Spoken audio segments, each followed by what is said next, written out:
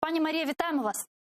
Витаю, як Шамлар. Добрый вечер. Карла Шамлар. Пані Мария, вы сейчас слышали нашу дискуссию с Валентиной Самарой, вы уже в курсе ситуации.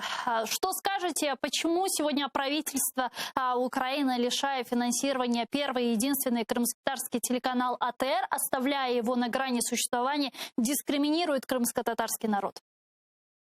Ви знаєте, для мене це інформація на кшталт трагічної. Напевно, що ми дуже були занепокоєні створенням і розширенням Кримської платформи, нашою діяльністю в ПАРЄ, підготовкою важливих правок до оскарження повноважень російської делегації, перебуваючи в Страсбурзі. Одна з наших перемог – це включення, звісно, питання українського Криму. І, чесно, відверто кажу, для мене це є подивом.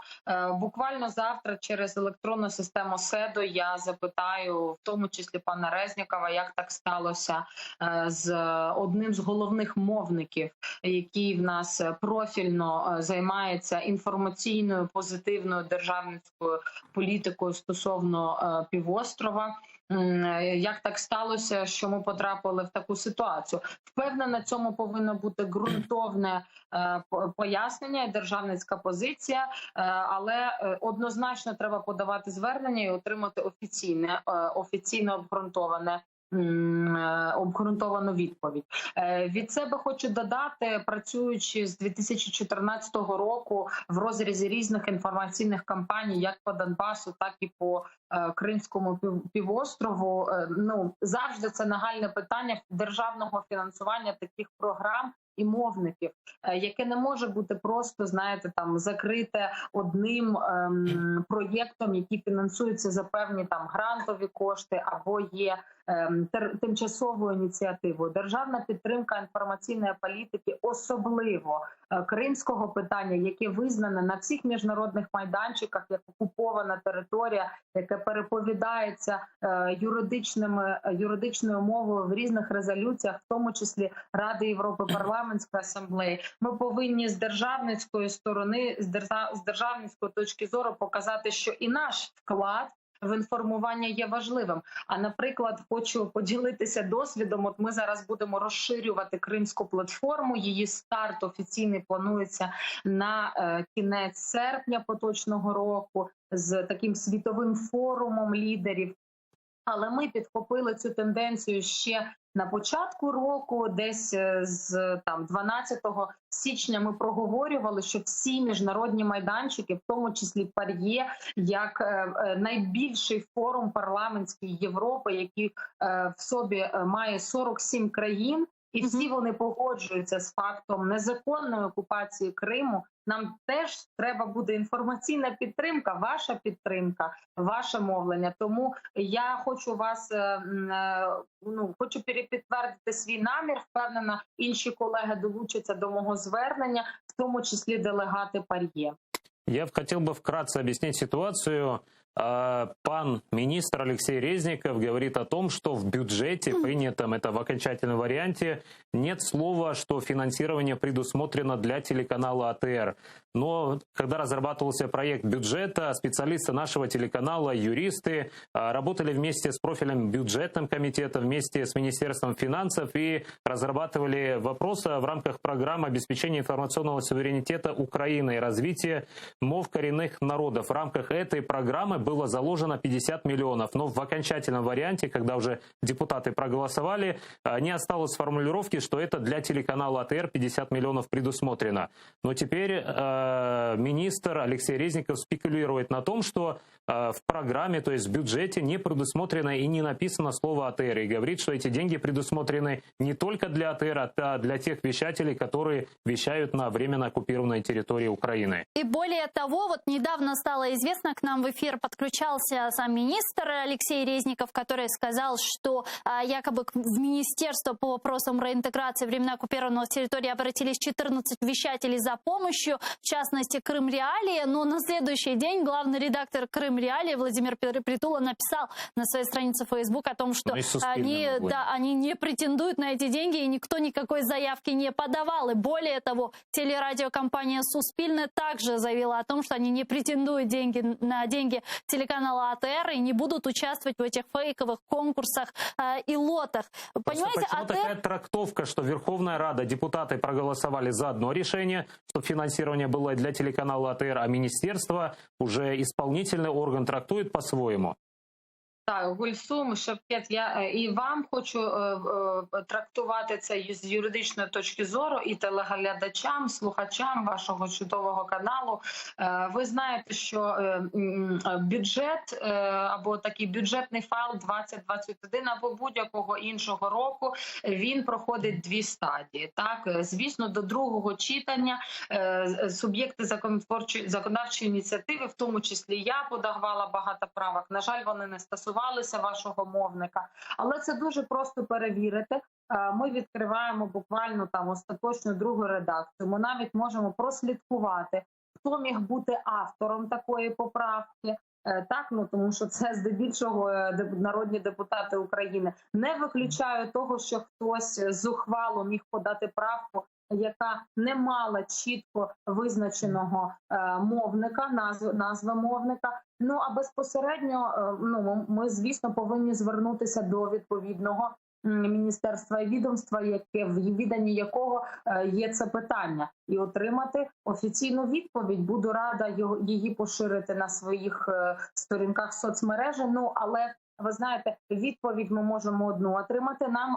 Нас цікавить, точніше, вас цікавить і всю Україну результат подальшого фінансування діяльності. Тому впевнена, можна це питання також підняти і на нашому фракційному засіданні, яке відбудеться ввечері в понеділок.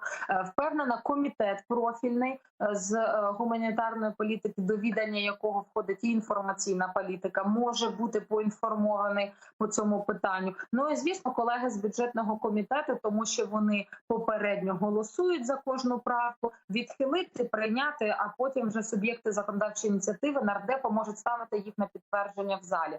Я пам'ятаю, що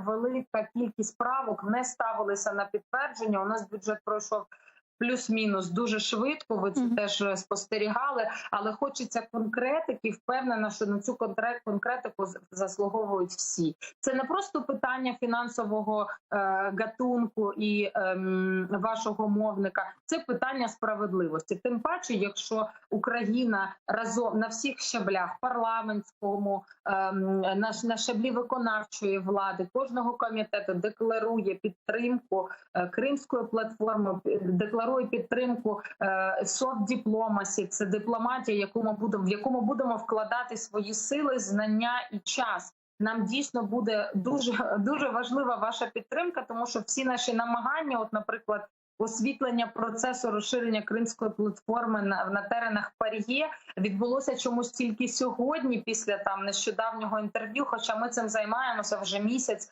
і готові розказати про наші досягнення, наприклад, про роботу з стратегічним партнером в Азово-Чорноморському регіоні з Туреччиною, яка дуже часто по різним питанням, які стосувалися в тому числі Криму, не завжди була досить сентиментальна і позитивна по відношенню в голосуваннях до України, але зараз нашими спільними зусиллями з делегатами і також зустрічами з послами, а також головою турецької делегації в парламентській асамблеї ми досягли зрушень. Це було видно по їх голосуванню, точніше не голосуванню по підтвердженню повноважень Російської Федерації. І це перша країна, яка майже повним складом підписала наш документ по розширенню Кримської платформи. Вы еще в конце января, если не ошибаюсь, заявляли, что будут в рамках парламентской ассамблеи Совета Европы создавать неформальную такую крымскую платформу. Вот что... Круг друзей. Это такая неформальная крымская платформа. Вот что сейчас в этом направлении? Правильно я понимаю? Вот то, что вы сейчас говорите, это как раз-таки есть вот эта неформальная крымская платформа. Правильно? Абсолютно, да, Гульсим, зважаючи на те, що січнева взагалі рік парламентська асамблея не зустрічалася очі в очі, так багато всі делегати працювали онлайн, працювали в комітеті. Для телеглядачів, для простішого розуміння, це як бути членом одночасно двох парламентів в Верховній Раді і в міжнародному парламенті Ради Європи, в парламентській асамблеї. Це так само ми приймали участь в комітетах. І от в січні місяці, коли вже уряд затвердив попередню стратегію розвитку Кримської платформи, ми запропонували нашу допомогу, тому що 47 країн на одному майданчику – це серйозний міжнародний інструмент. А оскільки ми націлені на обговорення політики невизнання анексії Криму, посилення санкцій, що теж повинно відбуватись на міжнародному рівні, питання прав людини, чим конкретно займається парламентська асамблея Ради Європи, ну і, звісно, екологічні, економічні питання, які витікають з цього процесу. Ми не можемо змусити депутатів парламентської асамблеї, чи то, знаєте, з Кіпру, чи то з Португалії, чи то з Польщі долучитися примусово. Тому ми запропонували такий драфт документу, який назвали Statement on Crimean Platform. Так, назва така сама залишається. Це такий документ, скажімо, спільна заява делегатів, які доєднаються. У нас уже турецькі делегати доєдналися. Ми розіслали на голів всіх абсолютно делегацій цю інформацію. Вона визначає Кримську платформу, також півострів, як певний символ або магніт при Причорноморському регіоні Східного Середземномор'я, а також серед всієї Європи, тому що ми розуміємо, в парламентську асамблею Ради Європи входять також такі потужні країни, як Туреччина, яка, наприклад, не є членом Європейського Союзу, але нам теж треба з ними співпрацювати. Це питання дуже широкого формату, і ми заручилися підтримкою Міністерства закордонних справ і почали рухати цей процес в парламентській асамблеї. Ми отримали дуже позитивний відгук одразу від секретарки, від Генсека Ради Європи.